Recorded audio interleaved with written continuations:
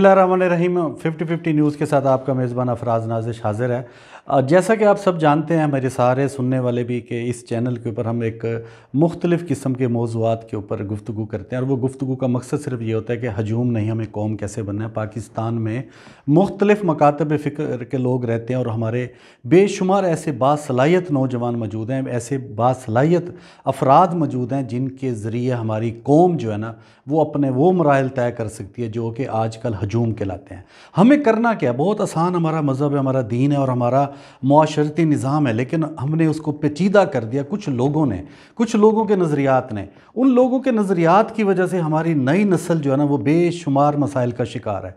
हम उन मसाइल का सिर्फ रोना नहीं रोएंगे, बल्कि उन मसाइल का हल भी पेश करेंगे। इस सिलसिले में आज का हमारा जो प्रोग्राम है वो एक सूफ़ीज़म पर है, जो कि हमारी नई नस्ल में बड़ा ही पसंदीदा एक मौजू समझा जाता है। आपने देखा होगा किसी होटल के अंदर आप जाते हैं, वहाँ पे भी लिखा है या मजहबी गुफ्तगू करना मना है, या फिर आप किसी अपनी फैमिली फंक्शन में बैठे हैं, वहाँ पर भी ये जिक्र होता है कि नहीं जी, सियासत के ऊपर गुफ्तगू नहीं करनी, मज़हब के ऊपर गुफ्तगू नहीं करनी, किसी मसलक के ऊपर नहीं करनी, हर किसी का अपना खुदा, अपना जवाब, अपनी क़यामत, अपना सा मैशर, सब कुछ इस तरह की अजीब सी गुफ्तगू होती है।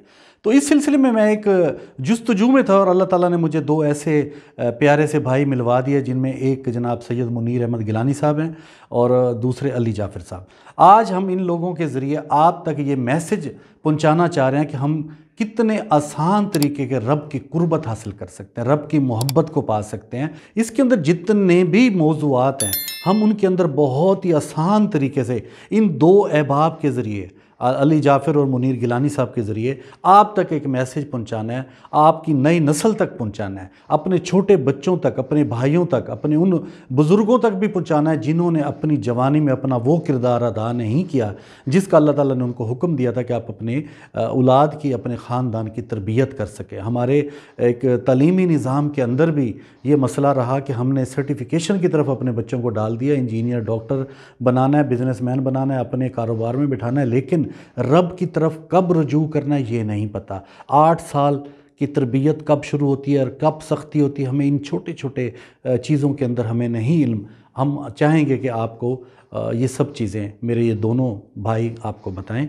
हमारे साथ रहिएगा, हमारा ये चैनल है, इसको सब्सक्राइब करें, लाइक करें, कमेंट्स करें, और अपना प्यारा सा इल्म जो आप डिफरेंट मैसेजेस के ज़रिए अपने स्टेटस पे लगाते हैं या फेसबुक या सोशल मीडिया के ज़रिए, आप वो चीज़ें भी हमसे शेयर करें ताकि हम लोग उसकी तहकीक करके आप तक पहुँचाएँ। हमारे साथ रहिएगा, और हमारे इन दोनों दोस्तों को, जिनका मकसद किसी ख़ास मसलक के ऊपर गुफ्तगू या इम्पोज़ नहीं करना, बल्कि इनका मकसद सिर्फ यह है कि एक खुदा, एक हबीब पाक सल्लल्लाहु अलैहि वसल्लम, एक किताब, एक कलमा, और इनके अंदर रहकर हम अपनी ज़िंदगी को कैसे खूबसूरत बना सकते हैं। वो जो एक सीरत, जिसका एक कहा जाता था कि इंसान का किरदार होना चाहिए और उसके अंदर सीरत का बड़ा अहम किरदार होता था, हम उस हवाले से चाहते हैं कि आपकी सीरत खूबसूरत कैसे हो। तो आपने इन दोनों भाइयों की हौसला अफजाई करनी है, हमारे साथ रहना। बहुत शुक्रिया।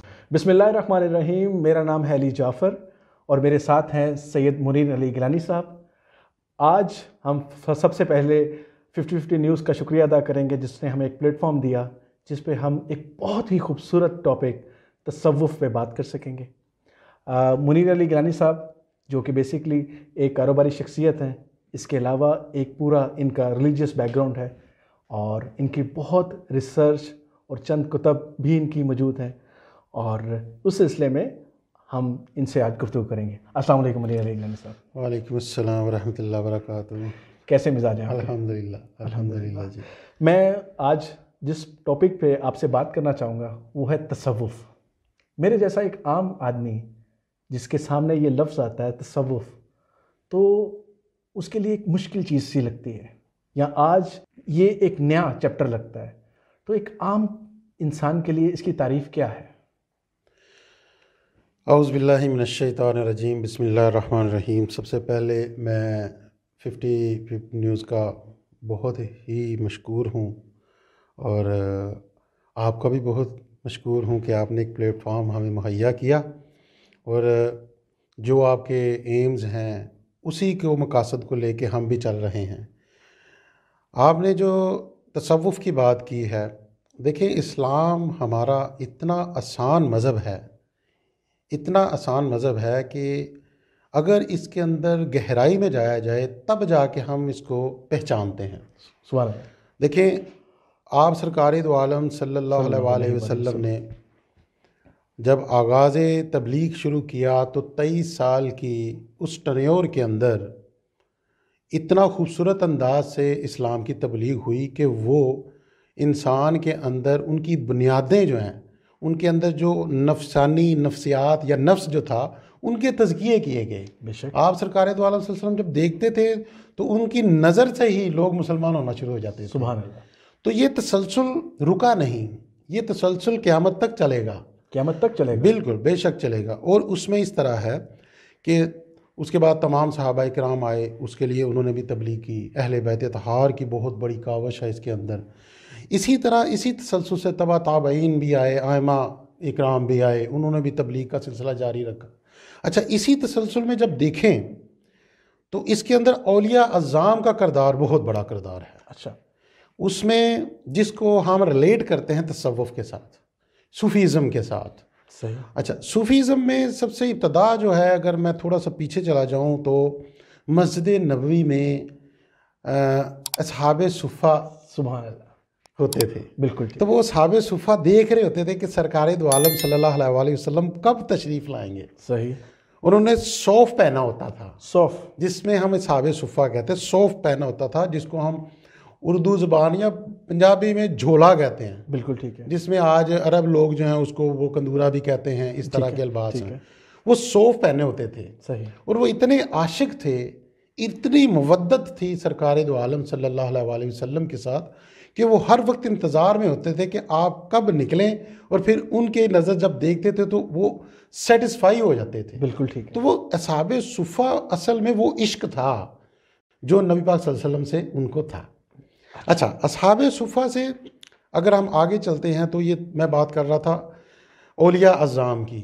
اب اولیاء اعظام میں حضرت اویس کرنی رضی اللہ تعالیٰ عنہ ہیں۔ اسی طرح آپ آگے آتے جائیں تو دین اسلام کے لیے حضرت شیخ عبد القادر جیلانی رحمۃ اللہ علیہ بہت بڑی ہستی ہیں، جنہوں نے اسلام کے اوپر اتنا کام کیا، اور ایسے فصیح و بلیغ ان کی زبان تھی کہ جب بولتے تھے تو لوگ دھاڑے مار کر روتے تھے اسلام کے اوپر کہ کیا بات کر رہے ہیں۔ وہ اثرات تھے، وہ اثرات کیا تھے کہ وہ اہل تصوف تھے، اہل تصوف تھے۔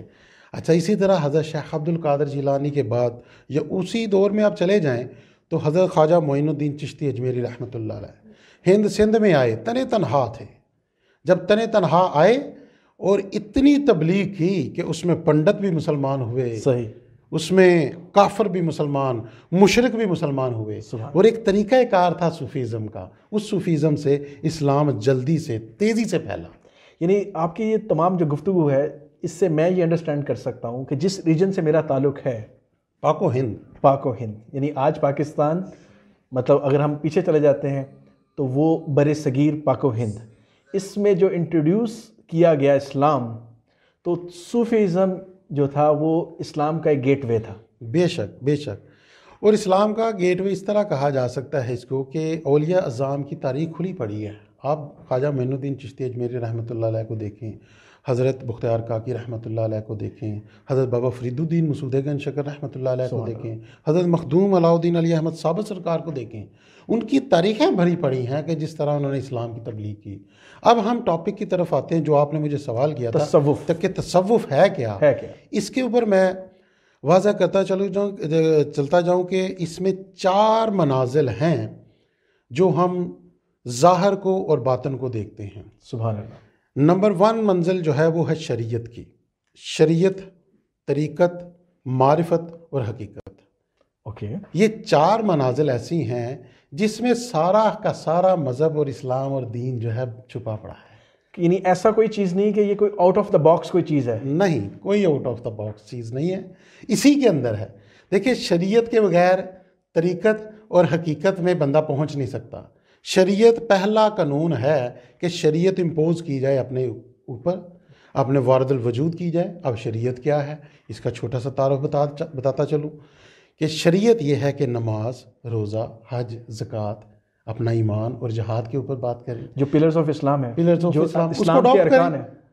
اللہ نے قرآن پاک میں جتنے اوامر یعنی اوامر احکام دیے وہ مسلمان پر فرض ہیں، وہ صحیح. کرنے ہیں، اور کچھ ہیں نواہی جس سے منع فرمایا گیا وہ ان سے منع ہو جائیں. یہ اسلام ہے، یہ شریعت ہے.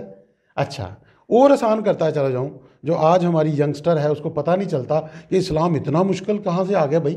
وہ بھائی اسلام ہے ہی آسان طریقے سے اللہ تعالیٰ نے ہمیں دیا ہوا ہے. اتنا آسان ہے کہ دیکھیں شریعت کیا ہے، نماز روزہ حج زکوٰۃ یہ تو پڑھنی ہے، اس کا سوال ہے، اور یہ پڑھنا ہمارا فرض ہے، اس کے اوپر واجب ہے. اچھا، اس کے بعد جو چیزیں روکی گئی اس سے رک جانا. اچھا، اس کے بعد کیا ہے؟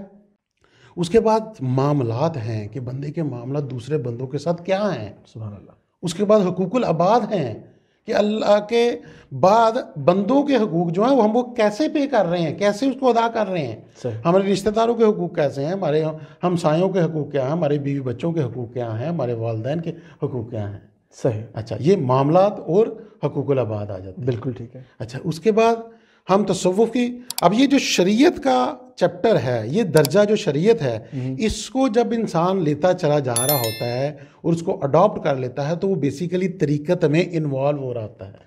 اچھا. وہ شریعت کو اڈاپٹ کر چکا ہوتا ہے، نماز پڑھ رہا ہوتا ہے، روزے بھی رکھ رہا ہوتا ہے، اگر پیسہ صاحب استطاعت ہے تو حج بھی کرتا ہے، اگر صاحب نصاب ہے تو زکوٰۃ بھی دیتا ہے، وہ ارکان کو بھی پورا کر رہا ہے، تو اللہ رب العزت اس کی منزل اتنی آسان کر دیتا ہے کہ اس کو طریقت کے اندر محو کرتا ہے. جب وہ طریقت کے اندر سے بھی گزر رہا ہوتا ہے تو پھر وہ معرفت کے منزل پہ چلا جاتا ہے. اللہ اکبر. سو بیسک شریعت ہے.